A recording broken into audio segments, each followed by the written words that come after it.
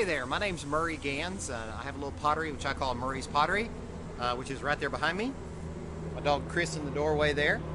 Anyway, I always wanted an extruder, but never could afford one, so I thought I'd see if I could make my own. So let me show you what I came up with. So this is what I came up with. It's a PVC pipe wall-mounted extruder. In this case, I've actually bolted it to this 4x4 in a shed, and basically it's a 3-inch piece of PVC pipe. I don't know why you couldn't make it a 4-inch if you wanted to, and then it's about 14 inches long.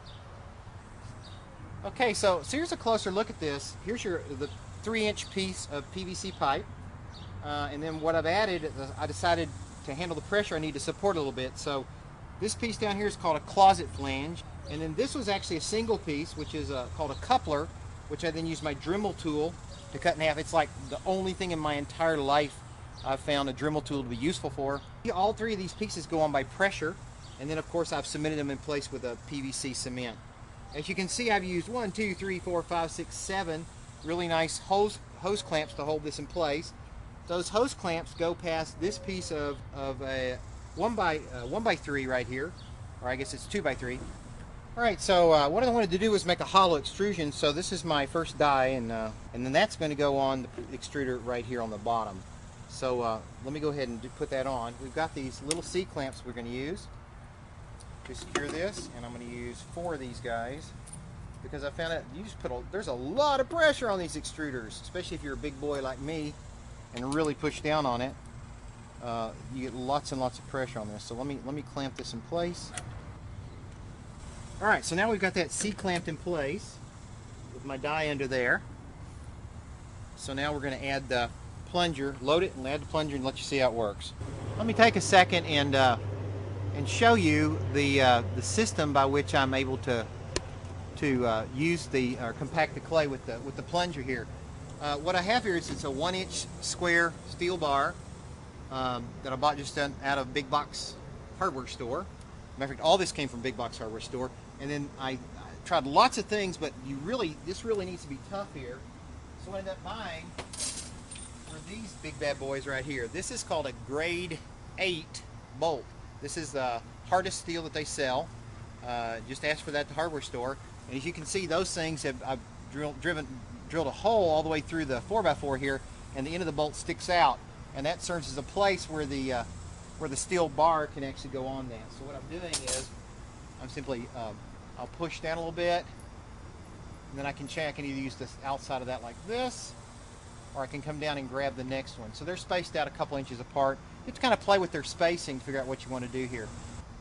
Alright, so I'm going to pull down now and let you see the extrusion come out of the bottom here, and you'll see what that die does. Good pull. Nice smooth pull. The first part's a little curved, but then the weight takes over. A little air bubble there, that's not good. And you get this nice extrusion like this. I come in here and cut this off like this. And bingo, we get this nice hollow tube, which is pretty cool. Pretty cool. So here's my my die for the hollow tube extrusion that I did. It's 7 by 7 inches, which fits the same plate. Here we had wood, PVC wood on the extruder itself. Put this nice little X line there to find the center. This hole here is just so I can hang it up out of the elements. And I made the hole using this really cheesy and cheap hole saw. This is the one that I used to cut the initial hole, and then this is the one I used to cut the center hole. And that space in between, as you can see right there, that's the size of the die. So you can see it's just a real simple U-bolt. U-bolts themselves already come with 2 nuts, and I bought 2 more nuts because you want one at the top to stop it and the other one to hold it in place. What you then do is you kind of hold this in place like this, and you kind of judge where and mark, and you put a hole in. This hole's got a little bit of wiggle to it, because that way when I put this in the middle, I can move that just a little bit to get that lined up right in the center. Then to attach it, you just attach the other nut like this. And what I found is just use your eyeballs. Use a wrench. We've got a box wrench here, tighten that thing up, and you're in business. That's the die. And of course, if you've never done anything like this, it's kind of weird because this is the clay side, The clay actually goes around this U-bolt and then rejoins itself. Nice wet clay, and it comes out as a tube on the bottom. And here's a little piece of tube that's already dry. This is bone dry tube that actually came out of this extruder.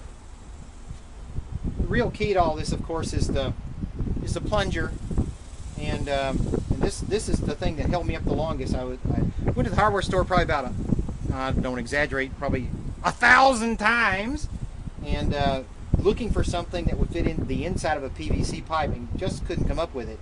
So one day I ran across this guy that really knew what he was doing, and he said, "I think I've got what you want." So let me just take this apart, and I'll show you the magic piece, which is this little guy right here. All right, this little guy right here is called a gripper. It's by my company named Oatey, O-A-T-E-Y, or a stopper, a pipe stopper. You can see it's a 3-inch PVC pipe stopper. And actually, this piece, I used my Dremel to cut that piece off, and it just turned out to be perfect. So here's what I did. As you can see, the first thing I did was I'm going to take it apart first, show you what it looks like. It's real simple. So here's take the wing nut off. Little Teflon washer there. The whole thing comes apart. And then you can see, let's play on this. You can see the two plates here are angled so that when it's really designed so that when you tighten down on this, that rubber gasket right there actually expands. But what I did was take the top and cut it small so the rubber gasket stuck out more than anything else. I didn't want it to stop, I wanted to go through. And took a couple of washers here, dropped them in there so it wouldn't torque down too far. Put that on the top and attach the wing nut.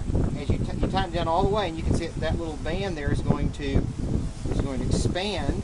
But with those washers, it won't expand too far, so it will still fit in the 3-inch PVC, and it makes a really nice seal. And you can adjust the seal by adjusting the spacers that are in there. Okay, then I had to have this thing stay inside the plunger. And by the way, the plunger is actually a piece of 2-inch PVC. So there's a bolt that goes here. This is be inside. I'm going to do it on the outside so you can see it.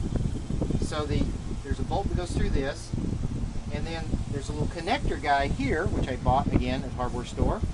It's the same throw pitch as the connector, and bingo, that goes in like that. It holds the plunger in place. So let me show you again. Pull that bolt out. Thing goes in here, goes through the eye bolt, and there's your plunger right there. It works perfectly. What I also did, just so you know, is I cut this off again using my Dremel cutoff tool. Found a lot of work used for that Dremel. Cut this bolt off so it didn't stick out and catch. The upper part of the plunger, this is a box beam, 1-inch steel box beam, and all I had to do here was cut a slot in the PVC and put another little carriage bolt through there. Hold that, because this has got to go from high pull to low pull like this. I left this intact so that it gave a little extra strength here, and you can see I had to kind of play with it because the first time I didn't have these slots cut down low enough. I will warn you though, when you're taking this in or out of the extruder, be really careful because you're putting a lot of force on this thing and it will just pinch the heck out of you, which I already did to myself. Alright, so what does this new tool allow me to do that I couldn't do before? Well, it allows me to make uniform extrusions. And so I've already made one little experiment. I'm going to have to redo this, but just to show you, I made these little pieces here, and when they're finished, here's a maquette, which is the fancy schmancy French word for a model of what the sculpture will look like when I'm finished. And the other thing I've done with the hollow extrusion, following the instructions from a book called From Mud to Music, is to make my first flute. See if I can get this to actually work.